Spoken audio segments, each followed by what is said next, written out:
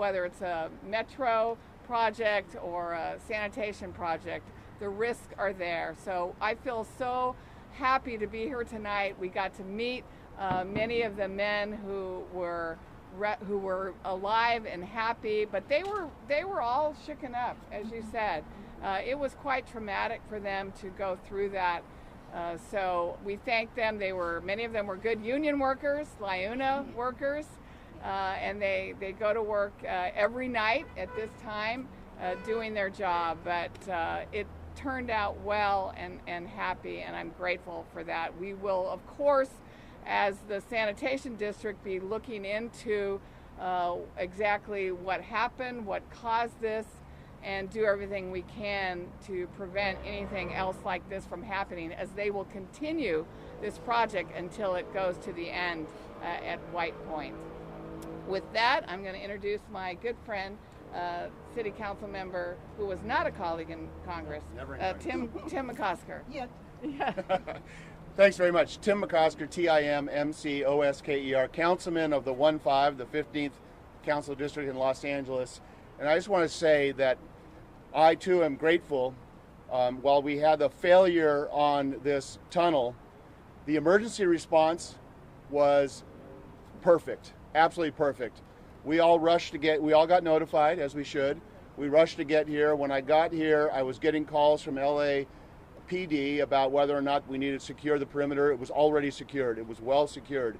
Fire began rolling in. To see urban search and rescue come in, to know that there was air support, to see paramedics from all around the region lining up to get ready. Everybody waiting to find out what they could do, and we're ready to do it. So, Chief, thank you very much.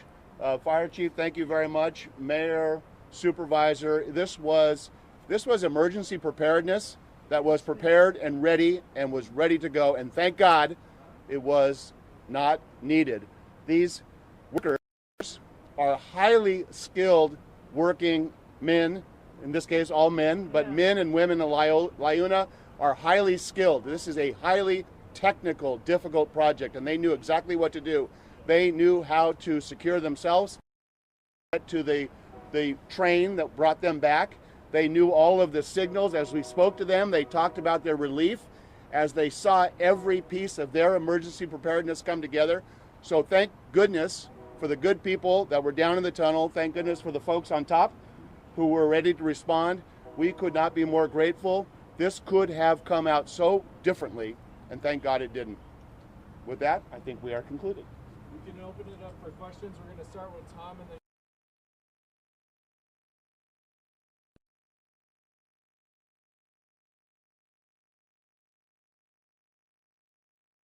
I know that the cause is totally unknown at this time. And introduce yourself. Sense of Sure. what caused this. Sure, I'm Robert Ferrante. I'm the Chief Engineer and General Manager for the Los Angeles County Sanitation Districts. So as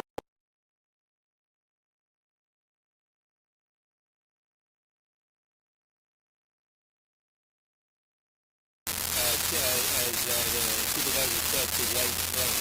So that's what they were doing down there. The failure, accepting that they had already built a freezing ground and had a collapse. It partial collapse. It didn't completely fill the tunnel. So the men were able to come back to that point, come through that collapse, and get into a vehicle that brought them out to the south side here at the A31 treatment plant. What unfortunate situation was this where the workers got inside? Did you get any communication with them? I don't think they lost communication. I don't know if anybody's here that can answer that. But it was a tense situation. Anytime you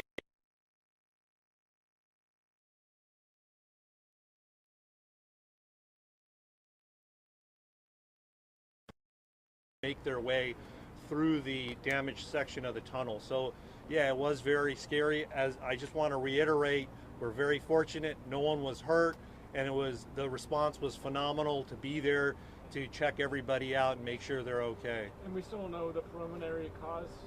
Well, it was squeezing ground. We'll have to see.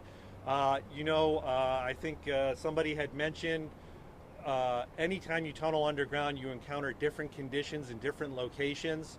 And obviously there was a location that squeezed the tunnel and forced it to partially collapse. We'll have to go back and look and see what we can do to make that repair, not only repair it, but make it stronger so it works into the future. Next question's over here. Go ahead. You all mentioned you were able to see these workers and able to talk to them briefly. Can you share a little bit of what they told you? I don't know, relief or paid or what maybe you could share with us that the words that were exchanged. Sure, I had an opportunity to speak with many of them, and of course they were relieved. Of course, the first thing they did was call their family members, but they were also light about it, like you would expect. When you're in a situation that's very tense, that you know could have ended in a tragedy, and it didn't, there's a celebration.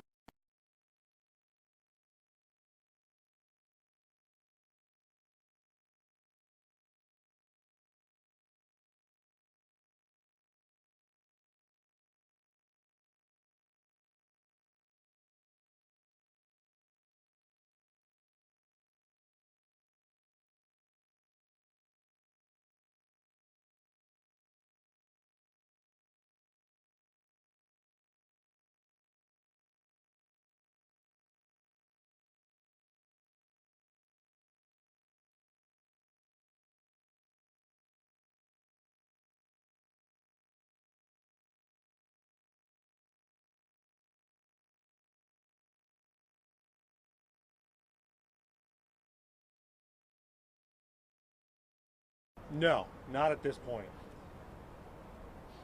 Can you tell us the conditions of the tunnel, the humidity, the pressures that you know, at that depth? Well, the tunnel boring machine is self-contained. It receives air. It is 5 miles. It was over 5 miles down the tunnel. It was about 400 feet below the surface. But they are working on a tunnel boring machine as they work in that location. And there's different shifts that go back and forth from the main shaft site. They drive a vehicle to the tunnel boring machine, and then the crews trade off. So it is, without the lights and other equipment, you can imagine it is dark. It is a very large tunnel. It's 18 feet in diameter, so it is very large. And I think it's been mentioned that these workers are very experienced. It takes a lot of expertise to do this work. I think, as it's also been mentioned, they've been through these situations before, so they really knew what to do. And yeah, they were very professional when they came out. But we'll have to figure out exactly what went wrong to make sure that it's safe before anybody goes through that stretch again.